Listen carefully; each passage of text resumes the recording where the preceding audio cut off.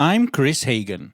For those who don't know, I've been a language coach for many years. In my career, I've taught a wide variety of people, from famous singers and radio presenters to doctors, uni students, and yes, even desperate housewives trying to find an English lover. I've finally decided to share my thoughts, tips and tricks with the world. Also check out my YouTube channel if you want to see my ugly mush. So let's kick off this podcast with a great jingle. Doesn't matter where you are, in the car or at the bar. Here for you comes in your ears, another word for thanks is cheers. Here's the new kid from the block, here for you around the clock. Shining all his English tips, Kris is an anagram of risk. Kris. Welcome back. Hello, everybody. Welcome. And today we're going to talk about, with Ayo, obviously, Nigerian weddings, because I'm not an expert, but she is. So tell us everything. What's a Nigerian wedding like? Nigerian weddings are absolutely fun. They're amazing. There's loads of music, instruments going, money. Oh, we love our money. When she said money, her eyebrows raised then. I think she likes a bit of moolah. The traditional Nigerian wedding, the guests spray money onto the celebrants. So what do you mean by spray? In a they jet throw bottle? money at the bride and groom as a not way. Coins. No, not coins. Because they're painful. Like $1 or 20 euros. If you're coming to my wedding, 20 euros. Hello. Minimum 20 euros. Minimum. Yeah. And basically, it's kind of like an introduction to the families and having both side of the family, the bride's family and the groom's family, they come together and become one family. And loads of family. I've said loads of family. Family and family. Let's drink a shot for every time I say family. We need some. We got the service is terrible in this house. Uh-huh. And yes, the groom's family gifts presents to the bride's family as a way of saying thank you for raising such a wonderful, daughter. Beautiful, amazing, intelligent. So hints here, no hints woman. at all. Uh-huh. But majority of the time, the presents go to the brides and grooms. Well, what you said about the fact that the groom comes in with his friends? What's that about? Explain this weird, because it's not weird. It's tradition for you, but so what happens? I found it really strange. The bride and groom's family, the parents and like the eldest part of the members of their family, they sit across from each other, and then the groom comes in first with his groomsmen and his friends, and they dancing.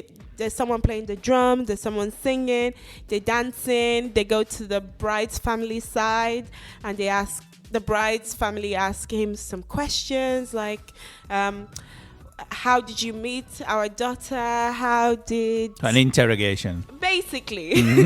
It's just to know like what his intentions are. And then the bride, once that's done, he sits down and then the bride comes in with her bridesmaids and friends. And there's something about with a hat. What's that about? Yes. This I find very funny. We have and quite nerve-wracking if you're the groom. We have a traditional hat, and basically the bride has to put the hat on her husband, so she can put it on anyone's head. So not necessarily whoever she placed the hat on is her future husband. And has anybody ever done it? Like put the hat on somebody other than the groom? I don't know. I've only been to that would be embarrassing. 2 Nigerian weddings. Only 2.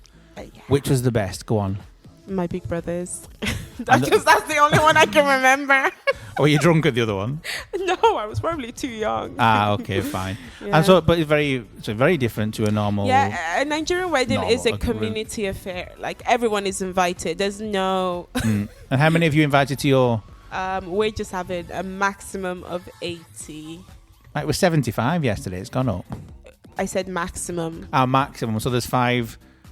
To sprinkle about. Yes. Okay. That's for my dad's friends if he wants to invite them, because we're not inviting anyone else other than we're just inviting our friends, well, our family, obviously our siblings and their partners and their children and the children's children. No. Their followers on Instagram. No. Uncles and just our closest friends. That's it. All right, good. So it sounds very nice, a Nigerian wedding. We'll have to go to, when we go to yours, because obviously we're invited. Well, our wedding is a Nigerian wedding. But I'm sure there'll be a sprinkling of Nigerian. There will be. Like a taster. So then, yes. So then when you get married a second time to a Nigerian guy, when you get rid of Seamus. That's not going to happen. Are you going to divorce me, Shane? Okay, and on that note, what's next? She likes to go line dancing 5 days a week. She danced so much she had to get to your knees. Her cheese and onion pie is the very best. Or try her baked tart and forget the rest. La la la la, her name is Spot. La la la la, her name is Spot. Hello, Pat. Hello, Kris. Hello, Pat. Today I want you to tell us about your wedding. What was your wedding like? It was very nice. It was quite small. We had quite a small wedding because we haven't been courting very long. We didn't have a lot of money. You ever been?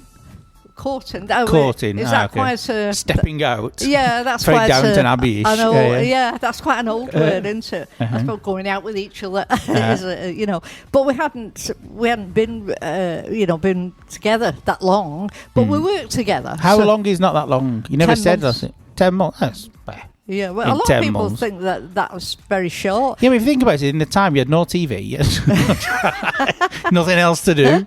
We worked together. Cars didn't exist. Yeah, we worked together. So you were always together. So we saw each other all day. And so you had a small wedding. Yeah, so we had quite a small wedding, and houses were quite easy to, like rented houses were quite easy to get in those days, because if somebody... There was for instance, where Bernard lived, it was just all rented houses. There were only old Where's he houses. From? Where's he from? Well, they call it Bessick now. It was Bradford, but it was Manchester. Bradford, Manchester. Ah, okay. Right. So, they call it Bessick now. There's not a lot of... The houses are down there anyway. But so if somebody moved out of the house, like they could say, "Oh, that'd be good. I'll ask the landlord." I'll ask the landlord. Just give it to someone else. Yeah, and right. like things like that. So so we realised we could get a house. So we got married, and because I don't think. I mean, it's up to the individual, obviously, but we didn't have a lot of money anyway, and to like save up for 3 years or 2 years to buy a house. To spend on a wedding, because for the wedding. You can spend thousands on a wedding, obviously it probably would have been the equivalent of that then anyway. And we didn't have the money, and it just seems daft to do that, you know what I mean? Just have a small wedding, and what money we had put into, to progressing from there, So was it in a church or? Oh yeah, it was in church, the church where I went to school at, St. Francis, A church where you went to school? Yeah, well, I went to school at St. Francis, which they had a church attached to the school. Which was actually it was known as the monastery because it was all monks. Monks there, yeah. And so you got married there. What dress did you wear? What was your dress like? Well, I only had we didn't spend a lot of money, so I had a white dress, but it was just a short dress, and it was. It was white? It was white, yeah. Okay. Yeah. So you're a good girl. You're an innocent girl when you got married. Sweet and innocent Pat. Oh, that was me. It was the first and last time. Yeah. And so you didn't have a party afterwards or anything? Oh, yeah. We had a party. But again, it was nothing like... Fish and chips down pub? No, it was, just a room at the top of a pub, which was the norm then.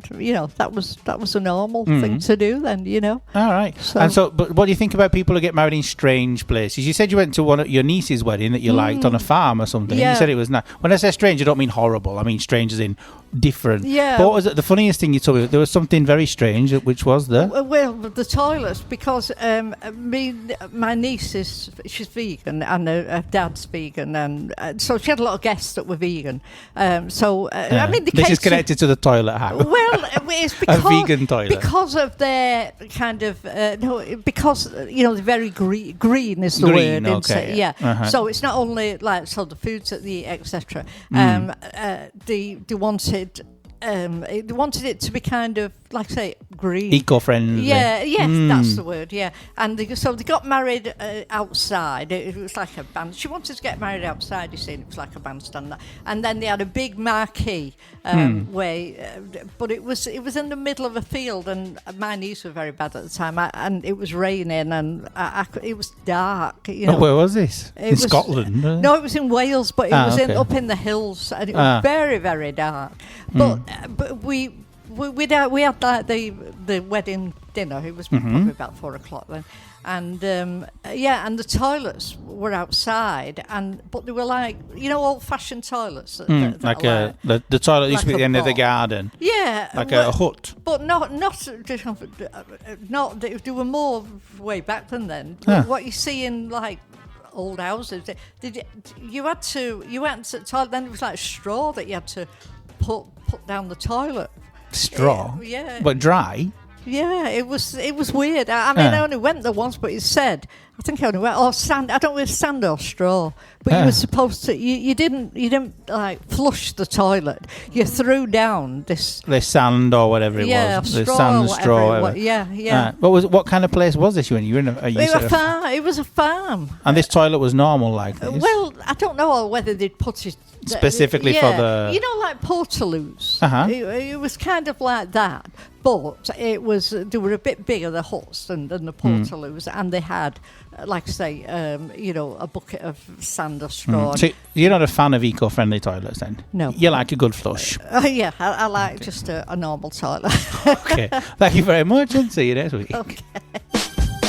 You need to activate your sexy. Silk and smooth and snap. Silk and smooth and snap. Now lean with it. Throw a little sheen in it. Say bat, bat, bat. Dishes back. Ayo, ayo, ayo. Ayo, ayo, ayo. Can't you see?